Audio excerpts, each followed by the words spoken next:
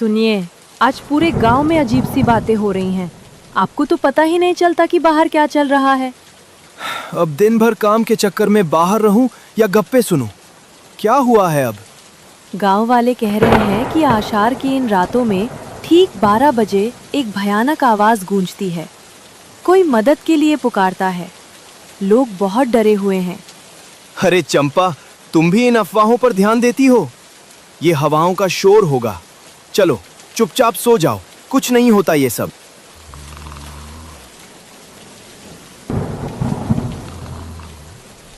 बचाओ, मेरी मदद करो, कोई है? बचाओ। सुना आपने?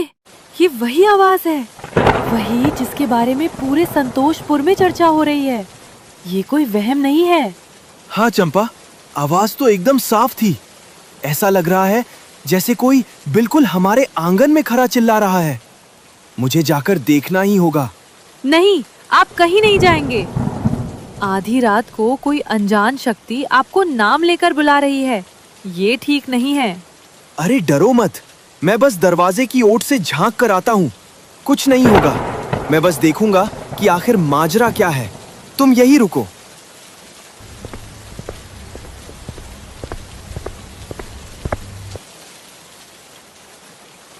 अजीब बात है, कोई दिख क्यों नहीं रहा? साला, ये तो घोड़ा है। अब ये जानवर तो बचाओ बचाओ चिल्लाएगा नहीं। तो फिर आवाज कहां से आई? कोई इंसान तो आसपास भी नहीं दिख रहा।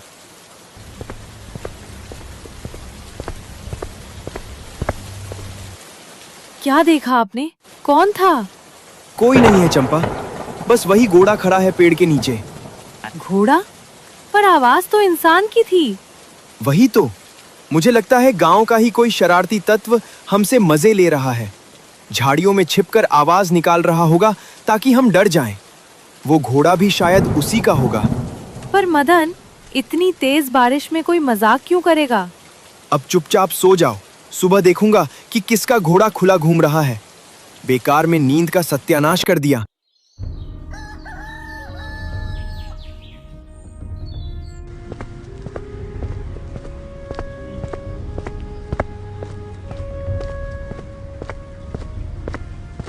अरे, अभी तो सूरज भी ठीक से नहीं होगा और ये गांव वाले ऐसे क्यों भाग रहे हैं जैसे पीछे यमराज पड़ा हो। अरे सोहन, रुक तो भाई। क्या हुआ? सांड बिदक गया है क्या जो सब मैराथन दौड़ रहे हो?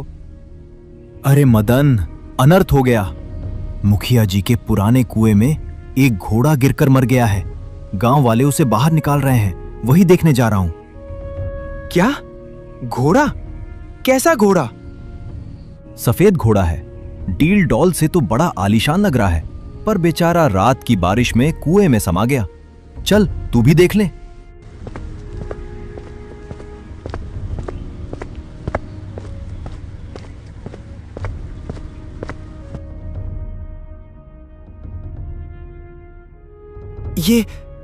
ये तो वही घोड़ा है। इसके माथे का वो सफेद निशान, ये तो वही है जो कल रात मेरे दरवाजे पर खड़ा था। पर सोहन कह रहा है कि ये रात को कुएं में गिरकर मर गया। तो फिर मेरे घर के बाहर कौन था? क्या वो कोई साया था? नहीं नहीं, ये मेरा वहम है। मुझे काम पर ध्यान देना चाहिए। चंपा को ये सब अभी नहीं बताऊंगा, वरना वो डर के मारे मर जाएगी। मुझे खेत पहुंचना होगा।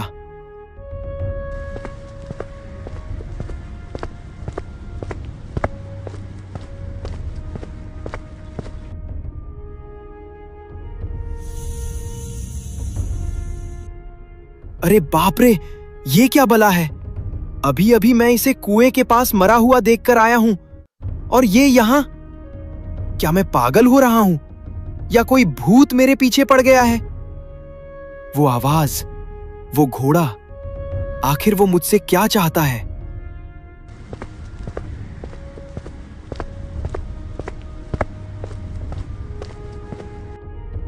बच्चा, इस भरी दोपहरी में बरगद की छांव में बैठना तो ठीक है, पर तेरे चेहरे की ये हवाइयां क्यों उड़ी हुई हैं? क्या देख लिया ऐसा कि प्राण सूख गए हैं? महाराज, मैं संकट में हूं। मुझे समझ नहीं आ रहा कि जो मैं देख रहा हूं वो सच है या मेरा पागलपन। शांति रखो बेटा। जो दिखता है जरूरी नहीं कि वह सत्य हो, और जो सत्य है जरूरी नहीं कि वो सबको दिखे। विस्तार से बताओ, क्या पीड़ा है? बाबा, कल रात से एक घोड़ा मेरा पीछा कर रहा है। रात को उसने मेरी मदद मांगी, इंसान की आवाज में। आज सुबह उसे गांव के कुएं में मरा हुआ पाया गया, और अब वो साक्षात मेरे खेत में खड़ा है। आखिर ये क्या माया है? बेटा, ये संसार सिर्फ हार मास का नहीं है। कभी कभी कुछ आत्माएं अधूरी इच्छाओं के साथ भटकती रहती हैं। पर मेरा उससे क्या लेना देना बाबा? मैं तो एक साधारण किसान हूं। बच्चा, आत्मा का सफर सदियों का होता है। ये घोड़ा कोई साधारण जानवर नहीं, बल्कि तेरे किसी पिछले जन्म का साथी, कोई गहरा जुड़ाव या कोई अधूरा लगाव है। वो तुझे नुकसान पहुंचाने नहीं आया, बल्कि वो तुझे पहचानता है। वो पुकार, वो मदद की गुहार, शायद वो तुझे कुछ याद दिलाना चाहता है जिसे तू भूल चुका है। पिछले जन्म का साथी? क्या इसीलिए वो सिर्फ मुझे दिख रहा है और मेरा नाम ले रहा है? हाँ, जब कोई रिश्ता अधूरा छूट जाता है तो वो काल के चक्र को पार करके भी सामने आता है। वो घोड़ा तेरा कोई सगा हो सकता है जिसने उस रूप में जन्म लिया हो। डरो मत, उसे स्वीकार करो। जब तक तुम भागोगे वो डराएगा। जिस दिन तुम करुणा से उसकी ओर देखोगे वो शांत हो जाएगा। मुझे क्या करना चाहिए बाबा? आज रात जब वो फिर आए तो डरना मत। उससे पूछना कि वो क्या चाहता है। प्रेम में वो शक्ति है जो भटकती रूहों को भी मोक्ष दिला देती है। जाओ, मन शांत करो।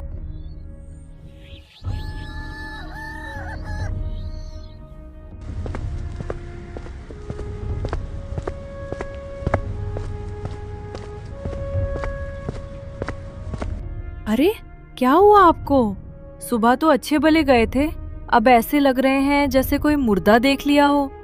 तबीयत तो ठीक है? चंपा, जो मैं कहूंगा शायद तुम्हें यकीन ना हो। आज सुबह मुखिया के कुएं में वही घोड़ा मरा हुआ मिला जो कल रात हमारे घर के बाहर था। क्या? मरा हुआ? तो फिर कल रात जो हमने देखा वो क्या था? यही तो रहस्य है। और हद तो तब हो गई जब वही घोड़ा मुझे मेरे खेत में जिंदा खड़ा दिखाई दिया। बाबा कह रहे थे कि ये मेरे पिछले जन्म का कोई नाता है, कोई अधूरा जुड़ाव है जो मुझे पुकार रहा है। हे भगवान, ये सब क्या हो रहा है? सुनिए, आप कहीं मत जाइए। ये सब छलावा हो सकता है। चुपचाप हाथ मुंह धोइए और खाना खाकर सो जाइए। सुबह देखेंगे जो होगा। ठीक कहती हो। शायद थकान की वजह से मुझे मतिभ्रम हो रहा है।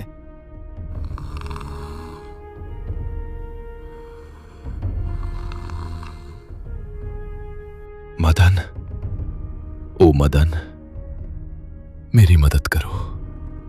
चंपा, चंपा उठो। क्या तुमने सुना?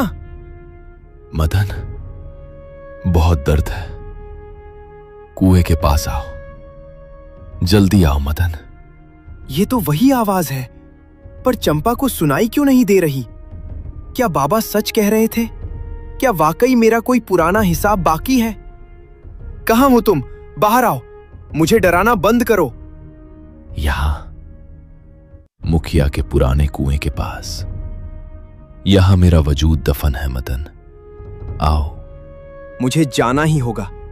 अगर मैं आज नहीं गया तो ये आवाज मेरा पीछा कभी नहीं छोड़ेगी।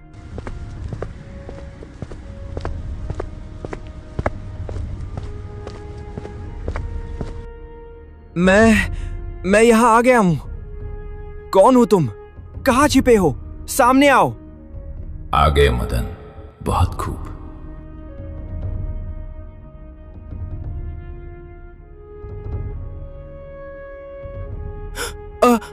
अरे बाप रे, ये क्या बला है? पत्थर की मूरत पानी से बाहर निकल आई। भागो यहां से मदन, वरना आज जान नहीं बचेगी।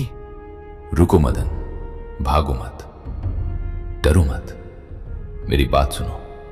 हे भगवान, ये पत्थर बोल रहा है। मेरी आंखों को क्या हो गया है? या फिर मैं पागल हो गया हूं? तुम पागल नहीं हो मदन। अपनी घबराहट को शांत करो। मैं एक साधारण पत्थर नहीं, बल्कि एक दिव्य जादुई घोड़ा हूं। जिस आवाज ने तुम्हें आधी रात को पुकारा, वो मेरी ही रूह थी। और आप पत्थर कैसे बन गए? और आपने मेरा ही नाम क्यों लिया? मदन, कालिंदी जंगल में एक दुष्ट तांत्रिक है भैरव। उसने अपनी काली शक्तियों से मुझे इस पत्थर की कैद में डाल रखा है। वो मेरी दिव्य शक्तियां चुराना चाहता है। अगर उसे समय रहते रोका न गया तो वो मेरी ताकत पाकर पूरी दुनिया पर अंधेरे और काली शक्तियों का राज कायम कर लेगा। काली शक्तियों का राज? पर महाराज, मैं तो एक मामूली सा किसान हूं। दिन भर मिट्टी में हल चलाता हूं। मैं उस शक्तिशाली तांत्रिक की काट कैसे कर सकता हूं? मैं अकेला क्या कर पाऊंगा? तुम अकेले नहीं हो मदन। तुम्हारे साहस और ईमानदारी की वजह से तुम्हें चुना गया है। तुम्हारी मदद के लिए मेरा सबसे वफादार साथी तुम्हारा इंतजार कर रहा है। कौन साथी? यहां तो सन्नाटा पसरा है। अभी अपने घर की ओर देखो। तुम्हारे घर के ठीक सामने मेरा दोस्त खड़ा है, जिसका नाम पवन वेग है। वो साधारण घोड़ा नहीं है, वो हवा की रफ्तार से चलता है। वही तुम्हें कालिंदी जंगल के उन गुप्त रास्तों से ले जाएगा जहां कोई इंसान कदम नहीं रख सकता। अगर मेरी वजह से दुनिया बच सकती है तो मैं पीछे नहीं हटूंगा। जाओ मदन, पवन वेग तुम्हारा इंतजार कर रहा है। समय कम है और खतरा बहुत बड़ा।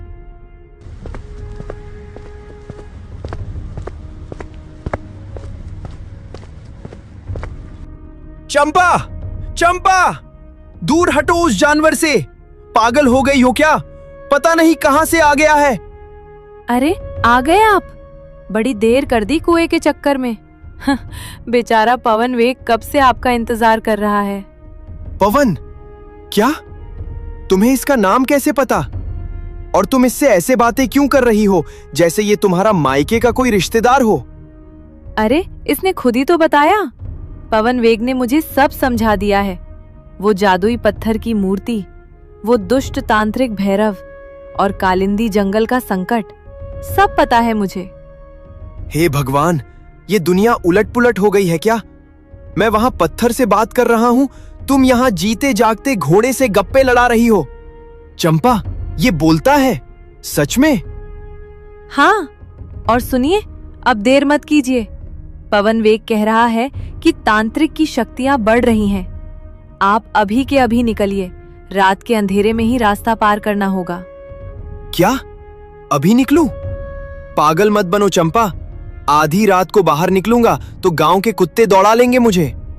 और लोग क्या सोचेंगे कि मदन आधी रात को घोड़े से बातें करते हुए जंगल जा रहा है। सब मुझे पागल खाने छोड़ाएंगे। मदन, कुत्तों से मत डरो, वे मेरा रास्ता नहीं रोक पाएंगे। समय हाथ से निकल रहा है। अरे बाप रे, ये तो वाकई बोलता है। साला, ये तो आदमी से भी साफ बोल रहा है। अब तो विश्वास हुआ। चलिए, हिम्मत कीजिए और अभी रवाना होइए। नहीं भाई, मेरी बात समझो। ये संतोषपुर है। यहाँ रात को साया भी दिखे तो लोग लाठी लेकर निकल आते हैं। अभी अंदर चलो सब के सब। और तुम, ओ पवन वेग भाई, तुम भी चुपचाप तबेले की तरफ चलो। हम सुबह सूरज निकलते ही कालिंदी जंगल के लिए निकलेंगे। अभी रिस्क नहीं ले सकता। जैसी तुम्हारी इच्छा मदन, लेकिन याद रहे, तांत्रिक रुकने वाला नहीं है। हाँ हाँ, वो नहीं रुकेगा तो क्या मैं अपनी नींद खराब कर लूं? चलो अंदर, सुबह देखेंगे कालिंदी और भैरव को।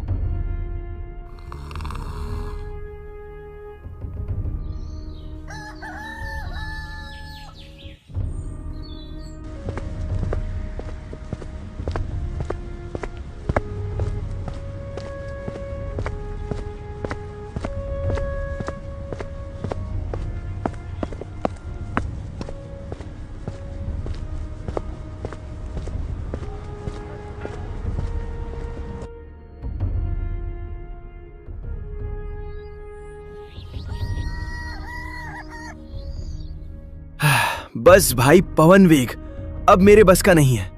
सुबह से शाम हो गई चलते चलते, मेरे पैर जवाब दे रहे हैं। आज की रात इसी आम के बगीचे में गुजारेंगे। देखो कितनी ठंडी छांव है। नहीं मदन, रुकने की भूल मत करो। इस बगीचे की हरियाली पर मत जाओ।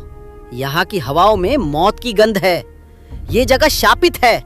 हमें फौरन यहाँ से निकलना होगा। अरे तुम तो हर बात में डरते हो। इतना सुंदर बगीचा और ठीक नहीं है। कम से कम मुझे 2 घड़ी सुस्ताने तो दो।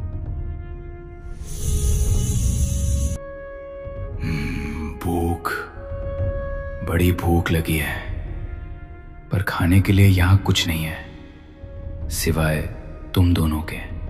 अरे बाप रे, इतना बड़ा पंछी और बोल रहा है। ओ पंछी भाई, इस बगीचे में इतने आम लगे हैं, तुम फल क्यों नहीं खाते? फल? मैं इन फलों को छू तक नहीं सकता। न कोई पक्षी नहीं हूं मदन, मैं एक इंसान हूं। बरसों पहले मैंने एक भूखे साधु को सिर्फ इसलिए लाठियों से पीट डाला था क्योंकि उसने मेरे बगीचे से एक फल तोड़ा था। उस महात्मा ने मुझे श्राप दिया कि मैं पक्षी बनकर तड़पूंगा और कभी अपनी भूख नहीं मिटा पाऊंगा।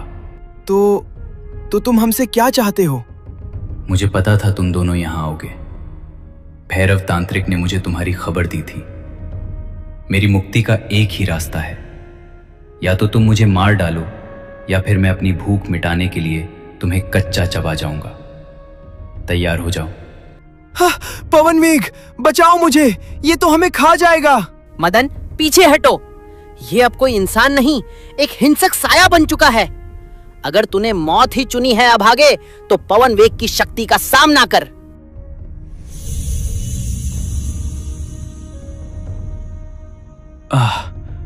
धन्यवाद, तुमने मुझे इस नर्क से आजाद कर दिया। मदन, संभल कर रहना।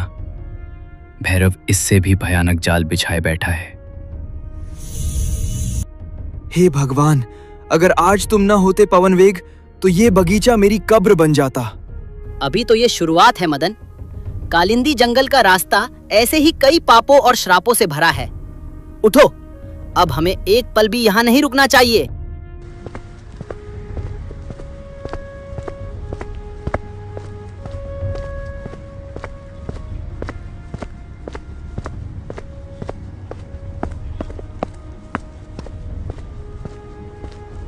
रुक जाओ तुच्छ मानव, कालिंदी की सीमाओं में पैर रखने का साहस कैसे किया? क्या तुझे अपनी जान प्यारी नहीं है? अरे ये पेड़ तो साक्षात यमराज लग रहा है। पवन वेग भाई, वापस चलें क्या? डरो मत मदन, ये वृक्ष राज है, इस जंगल का द्वारपाल। ये सिर्फ डरा रहा है। डरो मत बालक, मैं तो बस तुम्हारी परीक्षा ले रहा था।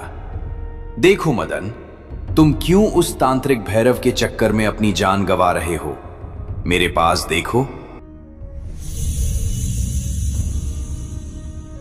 मदन, ये सारा धन, ये सुख सुविधाएं तुम्हारी हो सकती हैं। बस यहीं रुक जाओ, लौट जाओ अपने संतोषपुर। तुम वहां राजा बनकर रहोगे। क्या रखा है उस जादुई घोड़े को बचाने में? बाप रे, इतने हीरे! चंपा तो खुश हो जाएगी। पवन वेग, क्या सच में हम ये सब लेकर घर जा सकते हैं? मदन, होश में आओ। ये माया जाल है। अगर तुम इन हीरो को छुओगे तो तुम भी पत्थर बन जाओगे। याद करो उस जादुई मूर्ति की पुकार। अगर भैरव जीत गया तो ये सोना भी मिट्टी बन जाएगा। धिक्कार है मुझ पर। वृक्षराज, मुझे आपका लालच नहीं चाहिए। मैं यहाँ दुनिया को बचाने आया हूँ, अपनी जेब भरने नहीं। रास्ता छोड़िए। लालच को जीत लिया, भय को जीत लिया, पर क्या बुद्धि को जीत पाओगे? बिना उत्तर दिए कोई आगे नहीं बढ़ा है। मैं तुम दोनों से एक एक सवाल करूंगा। उत्तर सही हुआ तो रास्ता मिलेगा, गलत हुआ तो यही मेरी जड़ों में दफन हो जाओगे। हाँ बाबा, पूछ लो। खेती किसानी में बहुत दिमाग खपाया है, जवाब दे ही दूंगा। मदन, पहला सवाल तुम्हारे लिए। वो कौन सी चीज है जिसे इंसान दूसरों के अंदर तो तुरंत देख लेता है, पर अपने अंदर उसे कभी दिखाई नहीं देती? अरे महाराज, ये तो मैं अपनी पत्नी चंपा के साथ रोज देखता हूँ। इंसान दूसरों की गलती तो पलक झपकते ही पकड़ लेता है, पर वही गलती जब खुद करता है तो उसे लगता है कि वो तो महान है। इसका उत्तर है अपनी खुद की गलती। एक साधारण किसान से इतने गहरे जवाब की उम्मीद नहीं थी। ठीक है, अब पवनवेग तुम्हारी बारी। पवनवेग, तू दिव्य घोड़ा है। तू बता, वो कौन सी चीज है जो कल भी थी और कल भी होगी पर आज वो नहीं है? वृक्षराज, इसका उत्तर काल के चक्र में छिपा है। वो है समय। जिसे हम कल कहते हैं वो आज कभी नहीं होता। जब वो आता है तो वो आज बन जाता है, इसलिए कल कभी आता ही नहीं। बहुत खूब। पर अब आखिरी सवाल, और ये सवाल तुम दोनों के लिए एक ही है। अगर ये बता दिया तो समझो तांत्रिक भैरव के आधे प्राण तुमने यहीं जीत लिए। वो कौन सा युद्ध है जिसे जीतने वाला हमेशा हार जाता है और हारने वाला हमेशा जीत जाता है? महाराज, इसका जवाब थोड़ा हटके है। वो युद्ध है अपने अपनों से किया गया प्रेम का युद्ध। जब हम अपनों से बहस में या किसी बात पर जीत जाते हैं तो असल में हम उस रिश्ते को हार जाते हैं, और अगर हम अपनों की खुशी के लिए जानबूझकर हार जाएं तो असल में हम उनका दिल जीत लेते हैं। मान गया मदन, तेरी इसी सादगी और समझदारी ने मुझे हरा दिया। जिसके पास अपनों के लिए हारने का कलेजा है, वही भैरव जैसी नफरत की दीवार को ढहा सकता है। आओ, रास्ता साफ है। तांत्रिक का किला अब यहां से सिर्फ 1 कोह की दूरी पर है। शुक्रिया महाराज। पवनवेग भाई, अब अपनी असली रफ्तार दिखाओ। सूरज ढलने से पहले हमें किला फतह करना है।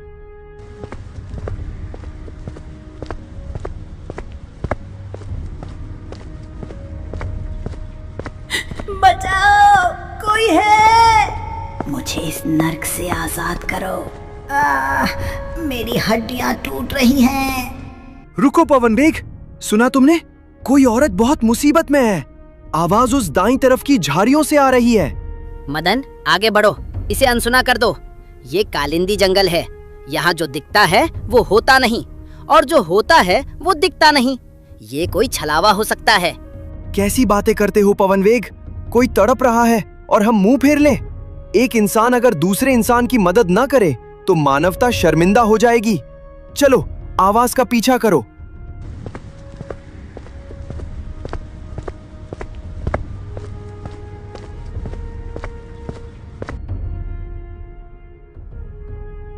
अरे माँ जी, आप यहाँ इस पिंजरे में क्या कर रही हैं?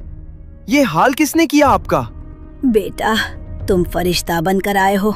उस निर्दयी तांत्रिक भैरव ने मुझे यहाँ कैद कर रखा है। मैं तो बस जड़ी बूटियां लेने जंगल आई थी, पर उस राक्षस ने मुझे अपनी कैद में डाल दिया ताकि जंगली जानवर मुझे धीरे धीरे खा जाए। बेटा, मुझे बचा लो, बड़ी कृपा होगी। वो भैरव तो बड़ा ही नीच इंसान है। पवनवेग, तुम खड़े क्या देख रहे हो? अपनी जादुई शक्तियों से इस बेचारी बुढ़िया को आजाद करो। मदन, मुझे कुछ ठीक नहीं लग रहा। इसकी आंखों में वो चमक नहीं है जो एक लाचार इंसान में होती है। तर्क वितर्क छोड़ो और मदद करो, ये मेरा आदेश है।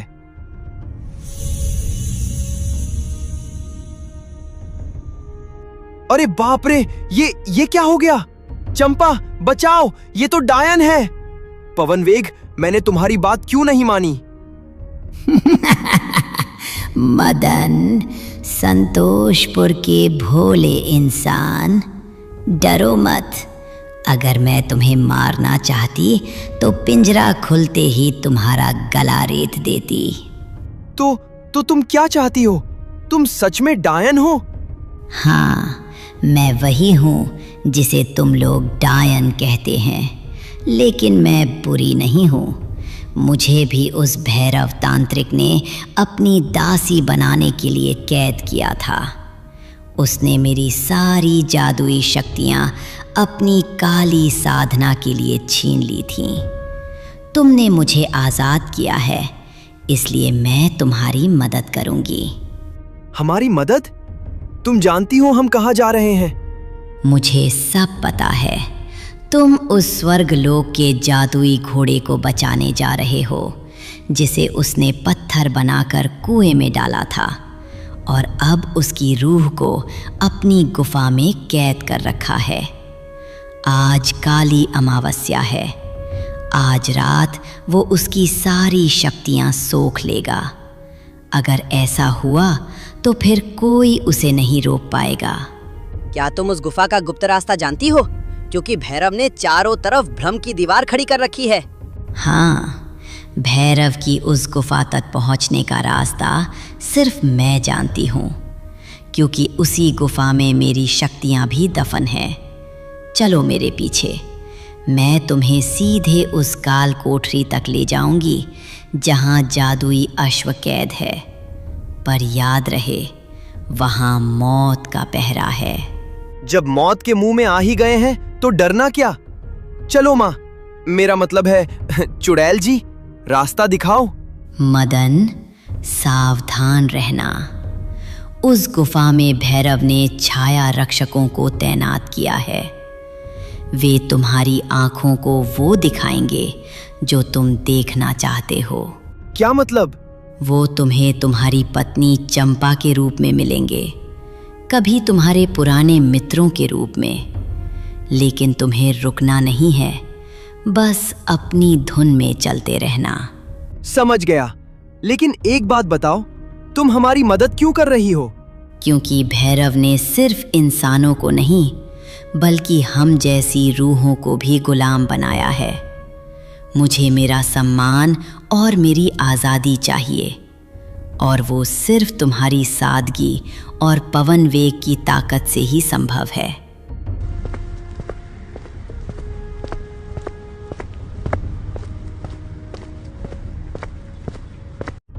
मदन, देखो सामने, वो काली पहाड़ी।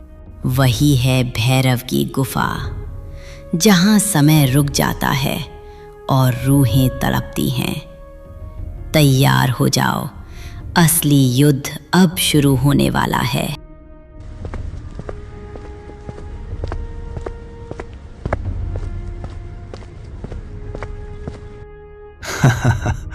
तो आखिरकार मौत के सौदागर यहाँ पहुंच ही गए, और साथ में इस गद्दार चुड़ैल को भी लायो। तुम्हें क्या लगा था भैरव सो रहा है?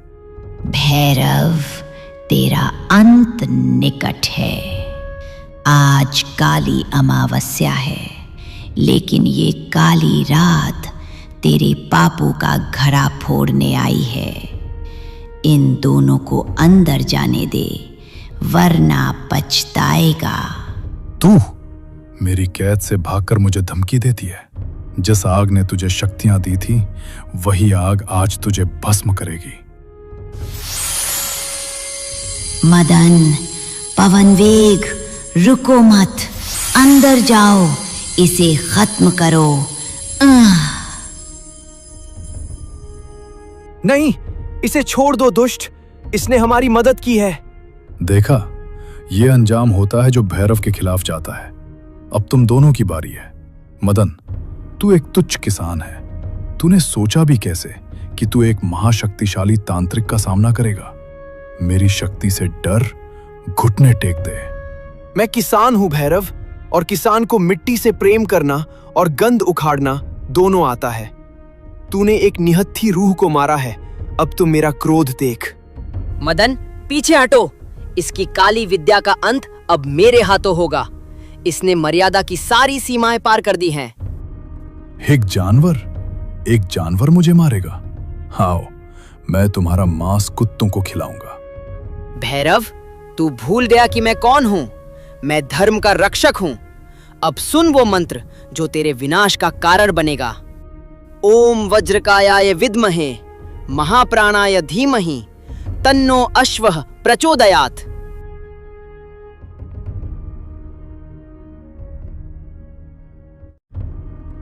ये क्या है? मेरी शक्तियां काम क्यों नहीं कर रही हैं? ये रोशनी, मेरी आंखें जल रही हैं।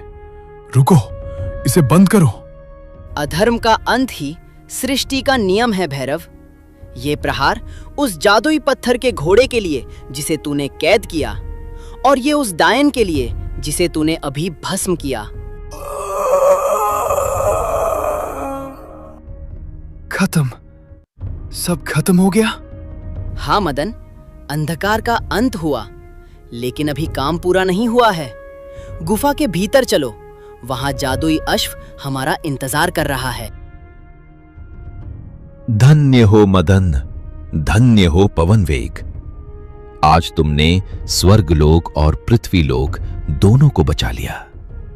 महाराज, मैं तो बस एक किसान हूं। मुझे तो बस अपने गांव की शांति चाहिए थी। तुम्हारी इसी सरलता ने तुम्हें विजेता बनाया। जाओ मदन, संतोषपुर अब सुरक्षित है और पवन वेग हमेशा तुम्हारे पास रहेगा, एक मित्र बनकर। तो दोस्तों, कैसी लगी आपको हमारी ये कहानी? अपनी राय कमेंट में जरूर दें ताकि हम मदन और पवन वेग के अगले रोमांचक भाग के साथ जल्दी लौट सकें। हिम्मत और दोस्ती की इस जंग को अगर आपने पसंद किया है तो वीडियो को लाइक करें। मिलते हैं अगले भाग में एक नए रहस्य के साथ।